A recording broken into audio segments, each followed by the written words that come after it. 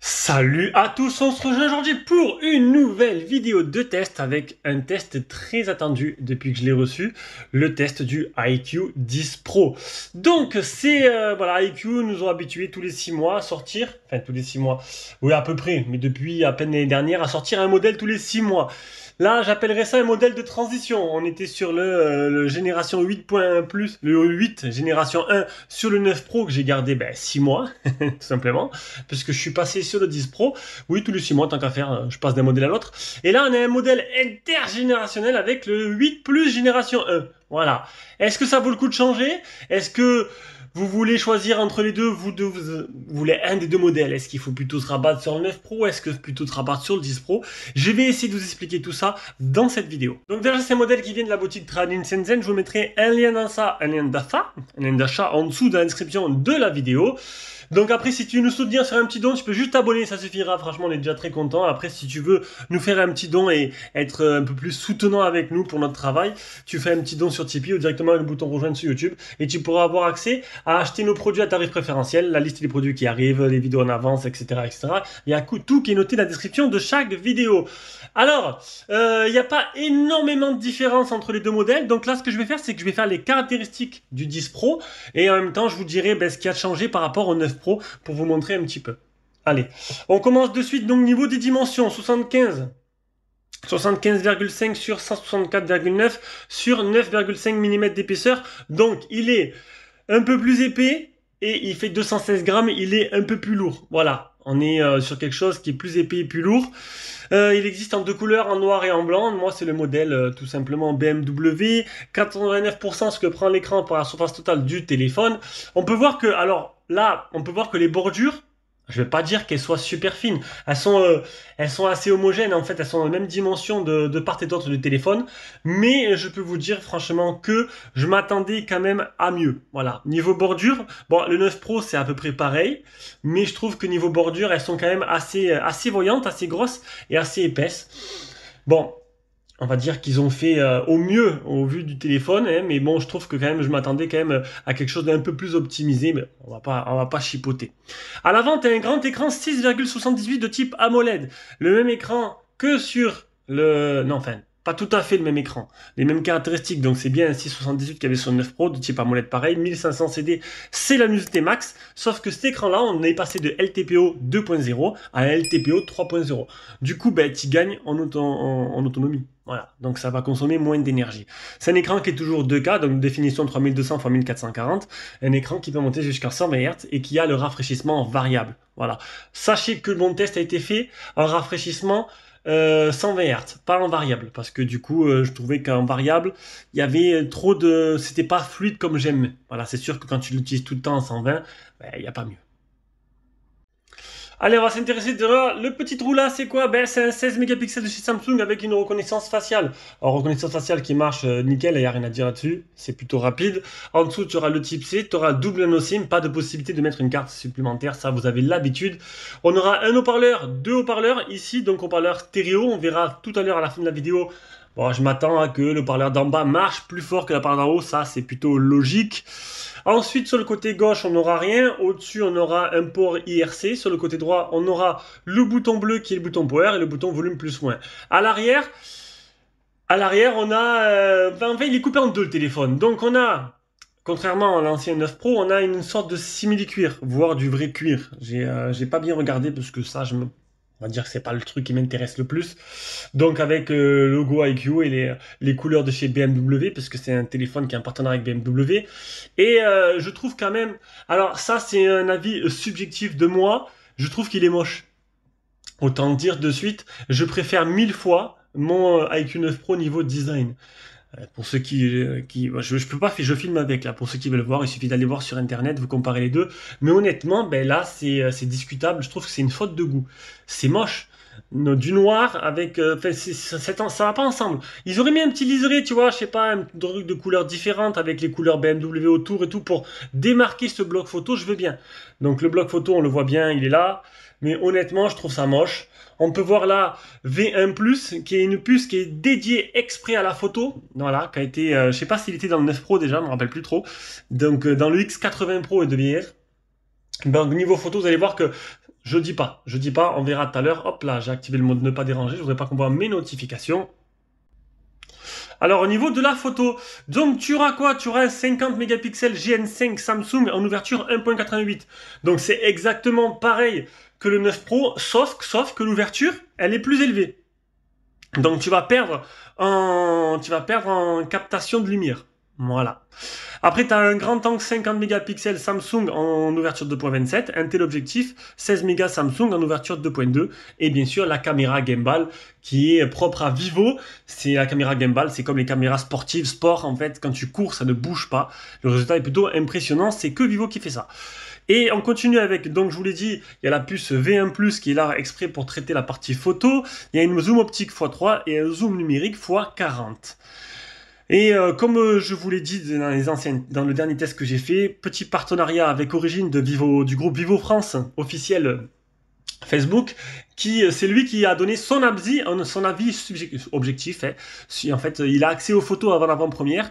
Il regarde toutes les photos que j'ai prises. Il m'aide dans la prise de photos. Il me dit quelle photo prendre, quel sujet prendre, comment les prendre. Et après, il juge les photos. Et du coup, il m'a fait un petit résumé du téléphone. Vous verrez ça après. Donc, le tout est animé par un Qualcomm génération 8. 8 génération 1 plutôt, le dernier processeur de chez Qualcomm, donc l'intermédiaire à chaque fois comme il y a, avec un Adreno 730 pour la partie graphique, le Bluetooth 5.3, on était du 5.2 sur le 9 Pro, la charge 4700, non la batterie 4700 mAh pareil, sauf que là elle a une charge rapide 200 watts, bon de 15 minutes tu passes à 11 minutes, 11 minutes, bon tu gagnes 4 minutes, c'est pas ça qui va te changer la vie, bon on sait jamais. Le charge sans fil 50 watts et la charge inversée 10 watts, voilà je pense que j'ai été complet. Allez, on passe rapidement à l'écran. L'écran, il n'y a rien à dire. Hein. C'est ce qui se fait de mieux en ce moment. Voilà, 1500 CD de Lumus T-Max LTPO 3.0. Voilà, et un rafraîchissement variable et tout. C'est ce qui peut avoir de mieux sur le marché actuellement. Et ça, c'est plutôt pas mal. On va passer à la partie logicielle. Donc, on va déjà faire l'état des capteurs. Alors, l'état des capteurs. On aura l'accéléromètre, le gyroscope, champ magnétique, boussole, capteur de lumière, capteur de proximité. Voilà, qui marche bien, et voilà. Donc, le capteur d'empreinte qui est sous l'écran. Alors, capteur d'empreinte qui est toujours le meilleur capteur d'empreinte, tout smartphone Android confondu, parce que c'est un capteur ultrasonique 3D. En gros, tu as besoin d'une empreinte pour le faire, et à peine tu poses n'importe quel endroit du doigt, ça déverrouille. Et c'est ultra rapide. Donc, là, j'ai mis la surface ronde. Vous pouvez mettre une surface plus grande carrée, vous pouvez réduire la surface. C'est magique. C'est pareil que chez Vivo et bon ça existait déjà sur le iQOO 8 Pro je crois, donc c'est pas nouveau. Donc pour ceux qui ont dit waouh c'est super et tout, non ça existait déjà en octobre dernier, là il y a un an quand ils ont sorti le 8 Pro, je crois que c'était déjà l'ultrasonique. Donc c'est plutôt déjà pas mal. Partie logicielle. Donc on est sur Origin OS qui pour moi est la meilleure surcouche existante chez Android. C'est une surcouche qui est bardé d'options, bardé d'animation, qui est des widgets animés, c'est à foison, tu peux paramétrer, personnaliser, il n'y a pas mieux sur le marché actuellement. Oui, pour ceux qui ne croient pas, ben, vous avez qu'à l'utiliser, vous comprendrez. Par contre, je trouve qu'elle commence à être un peu lourde là. Elle commence à être un peu lourde, je vais pas vous mentir, je trouve que niveau fluidité, le 10 Pro, il rame un peu plus que le 9 Pro. C'est moins fluide. Alors, il y aura des mises à jour, c'est sûr, qui vont améliorer les choses. Le téléphone il vient de sortir, je vais nettoyer un peu hop le truc arrière, mais je trouve que niveau fluidité je m'attendais beaucoup mieux. Ben déjà quand j'avais le 9 Pro comparé au Realme DBZ, quand j'utilisais les deux, hein, quand j'ai fait le test du Realme DBZ, je trouvais qu'il était plus fluide le Realme DBZ. Alors est-ce que c'est les écrans légèrement incurvés que j'ai trouvé qui étaient un peu moins fluides déjà à l'origine, mais je trouve que ben voilà, elle est bien cette surcouche. Mais c'est vrai que c'est une usine à gaz quoi. Il y a énormément d'options, je vais t'en montrer 3. Alors tu cliques là, tac, regardez. Alors, tu as les animations, tu as les performances ici, le taux de rafraîchissement, hop, variable 60 ou 120. Là, le réseau. Après, ici, c'est sur les côtés, tu peux associer une action à chaque endroit, à chaque bord, tout simplement. Et il y a même ici et là, pour slider vers la droite et vers la gauche. Ensuite, tu cliques là. Voilà, style d'icône. Ici, tu as les petits wallpapers. Origin OS, tu peux changer. Voilà, en temps réel, tu changes les wallpapers. C'est plutôt sympa, hein, regarde. Franchement, non, il n'y a pas mieux sur le marché, ça c'est sûr. Tu peux dire ce que tu veux en faisant tous les tests, j'ai pas trouvé mieux. Le style de fenêtre, et le style système. Donc il y a tout en fait avec des raccourcis, la météo, petit widget météo raccourci, après j'ai pas montré de trucs, il y a les alertes nano comme ça, donc ça c'est des petits widgets que tu rajoutes, il y a un peu de tout. Bon, c'est sûr qu'il y a beaucoup de trucs qui sont réservés au marché chinois, mais il y a beaucoup de trucs que tu peux utiliser en France.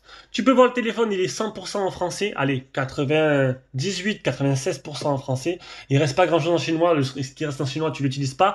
J'ai fait le tuto il y a pas longtemps, tu tapes tuto Vivo Esprit Nougen, tu trouveras le tuto pour avoir toutes les notifs. Voilà, j'ai expliqué comment on fait, j'ai 100% de notifications et tu peux même supprimer toutes les applications chinoises facilement. Alors oui, tu vas me dire c'est plus simple d'acheter un téléphone en France, mais t'as pas ce genre de téléphone en France à ce tarif-là. Voilà. En France, tu veux du haut de gamme, c'est 1200-1300. En Chine, tu veux du haut de gamme, c'est entre 7 et 800 euros, tu en as, et ça c'est plutôt pas mal. Donc sinon, dans l'ensemble, ben voilà, mis à part que je trouve que niveau optimisation, il manque un peu de fluidité, même si j'utilise en 120, c'est moins fluide que mon 9 Pro, mais le 9 Pro est sorti il y a un an, il y a eu une multitude de mises à jour, et du coup je pense que ça va arriver très prochainement, et il sera au niveau largement, je vois pas pourquoi il ne le serait pas. Allez, on en vient aux captures d'écran. Donc, 1 80 250. Bon, là, les scores, ils commencent à s'envoler. Hein. On a passé le million. Le test de chauffe. Alors, il y en a qui m'ont dit, il chauffe moins. Ben, regardez. Il n'a pas réussi le test de chauffe. Il a dépassé les 45 degrés, du coup, il s'est arrêté, tout simplement. Je l'ai fait après le Antutu exprès, hein, pour voir s'il arrivait à bien gérer la chaleur. Quoi qu'il se passe, ce processeur-là, voilà, tout simplement, il chauffe et il chauffe et il chauffera. Alors apparemment, la chauffe serait mieux gérée que l'ancien modèle, que le normal, mais bon, à voir. 12061 pour le PC Mark, le Geekbench le premier, le deuxième Geekbench, le GPS test, l'accélération, alors ça c'est les options, accélération double Wi-Fi, accélération de données mobiles, tu peux mettre deux Wi-Fi différents plus les données mobiles si vraiment t'en as pas assez. On a le OTG, le NFC, on a la gestion des applications tierces en mode sombre, il n'y a que YouTube que tu peux forcer, c'est tout. On a adaptateur de lumière ambiante, ça c'est les couleurs d'écran. On a résolution, alors résolution d'écran c'est ou Full HD, un petit Full HD+, ou 2K. Moi j'ai mis Full HD+, c'est pour économiser la batterie, je vois pas l'intérêt du 2K. Style tiroir ou style iPhone. Le toujours à l'écran c'est Always on Display. Alors niveau système, tu peux vraiment tout paramétrer à ta guise. La forme, les couleurs, tu peux tout. Effet dynamique, regardez tout ce qu'il y a. Effet dynamique, interface, animation icône, empreinte digitale, animation reconnaissance empreinte, animation reconnaissance faciale, animation d'écran tactile, animation du milieu d'ambiance, animation de chargement, animation d'insertion USB. Tout ce que tu vas faire, il y aura une animation que tu pourras personnaliser. Les gestes ou les boutons. Le S-Capture, le multitâche, les mouvements intelligents, ça c'est le double tap pour l'éteindre et pour l'allumer, plus les trois doigts pour capturer d'écran et tout. Il y a plein de trucs. Touche facile, c'est un petit rond avec des raccourcis. Retouche fissage, on a pour les appels vidéo. Ça c'est pour ceux qui veulent tricher, voilà. Comme on a pu voir des fois quelques vidéos marrantes sur internet. Notification flash, planificateur de tâches. Empêcher toute manipulation accidentelle et le mode une main. Moi j'utilisais ou 60 ou 120, dommage, pas de mode 90, je l'ai vu sur le dernier téléphone, c'était plutôt pas mal, ou intelligent. Moi je vous ai dit j'ai mis 120 parce que je peux plus m'en passer. Alors ça utilise plus de batterie, mais qu'est-ce que c'est fluide, c'est vraiment agréable. Puis avec deux charges de 100 watts, t'es tranquille quoi. Tu le branches 5 minutes, t'es reparti pour la journée. On arrive à l'autonomie. Alors sur une journée type de 13h31, j'ai utilisé 35% de la batterie avec 2 heures d'écran allumé. C'était une petite journée. Et une petite journée, donc c'est un téléphone qui devrait durer 2 jours. Il a l'air d'être un peu plus économe que le 9 Pro, dû à son écran déjà, qui est un peu moins énergivore. Il est bien certifié L1 pour les applications de streaming, vous aurez bien la HD. Le safety net, il est passé. Et voilà. Voilà. Pour la partie jeu, je vais vous la passer, ça sert à rien. Il fera tourner tous les jeux en performance maximale. On va passer à ce qui vous intéresse le plus, la partie photo. Allez, partie photo. Voilà, donc on a un mode nuit, le mode portrait, le mode photo, le mode vidéo qui te permettra de filmer jusqu'en, alors c'est pas là, c'est bien fait les paramètres, jusqu'en 8K 30 fps. Moi c'est du 1080 30 fps pour bien voir la stabilisation. Tu as la super stabilisation là, les petits paramètres assez bien foutus je trouve. Un mode film j'aime bien, j'utilise des fois pour filmer, ça fait des bandes noires. Ça peut être sympa. On a le zoom optique x3, mini-film, mode plus, haute résolution, panorama, ralenti, jeu de vision, pro, accéléré, document ultra HD, sport et double vue. Voilà. Donc maintenant, ce que je fais, je vais vous mettre toutes les photos et vidéos que j'ai prises, et on va revenir tout simplement avec l'appareil photo frontal. Je vais faire un bilan de ce que m'a envoyé Origine, et je vous dirai tout simplement son ressenti sur la partie photo.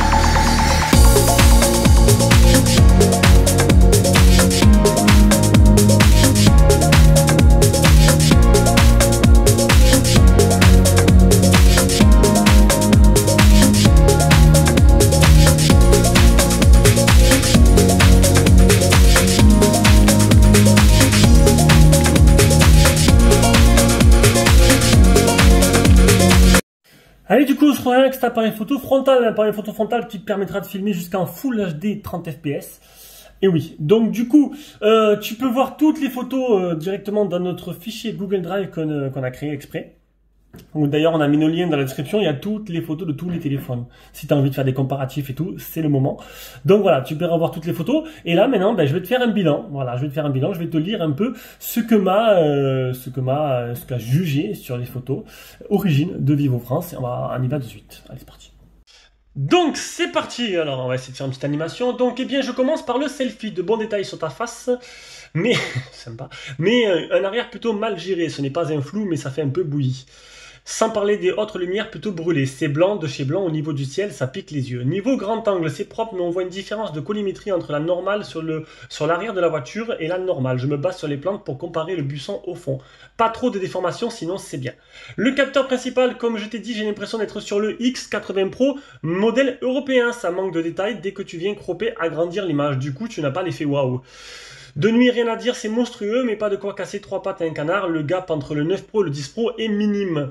Le macro a l'air plutôt pas mal, bien meilleur que sur le 80 Pro, avec une approche du sujet bien plus conséquente. Et de beaux détails à la clé. Le détourage sur les plantes est plutôt bien géré, mais toujours pareil, les hindous aiment bien sursaturer les clichés. C'est flashy. Faudra passer par le cas de saturation pour la baisser après shoot. Sinon, j'aime bien le côté contrasté dans les clichés. À ne pas oublier que sur les modèles chinois, les mises à jour sont nombreuses. Tout peut changer rapidement via mise à jour. Donc voilà l'avis d'une personne qui adore la photo et qui est beaucoup plus professionnelle que moi. Et donc du coup, c'est vrai que moi, j'ai pas été extrêmement bluffé pour avoir le 9 Pro. J'ai pas vu énormément de différence entre les deux. De nuit, c'est plus blanc, un peu plus blanc, et l'autre c'était un peu plus jaune. Donc là, on a gagné en qualité. Bah, c'est moins réel, c'est sûr, mais on a gagné en qualité. Mais sinon, je trouve pas faramineux. Voilà, je trouve que bon, la différence entre les deux est que minime. On passe maintenant à la dernière partie de ce test. Et la dernière partie qui sera le haut-parleur.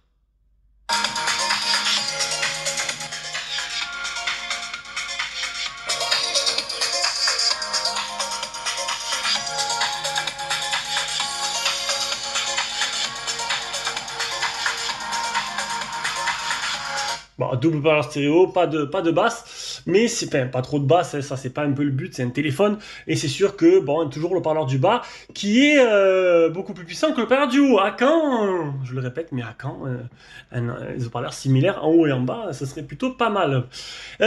Du coup, ben voilà, on arrive à la conclusion de ce test, vous l'aurez compris.